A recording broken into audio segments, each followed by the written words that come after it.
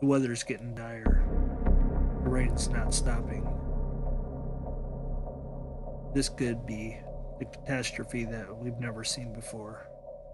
Right now, the river's forecasted to be the fourth highest flood, and the water has rose 16 feet in the last 24 hours.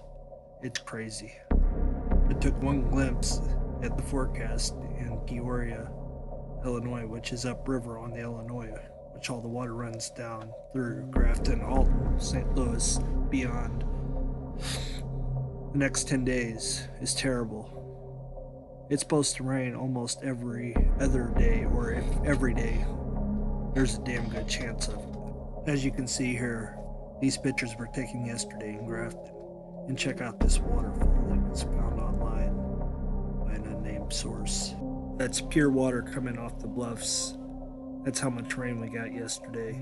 The ground's saturated. It can't hold anymore. Everything we get from here on is just gonna run.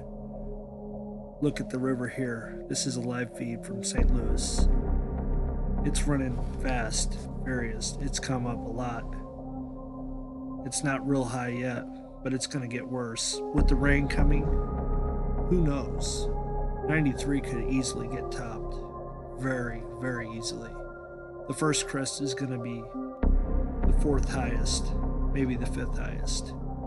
But with the rain in the forecast, it's going to get worse. And folks, if you live in the valley, 93 is going to be child's play compared to what's coming at you.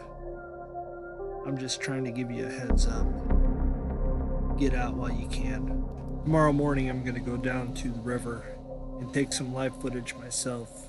I will be posting every day this week until we figure out when this is all going to end.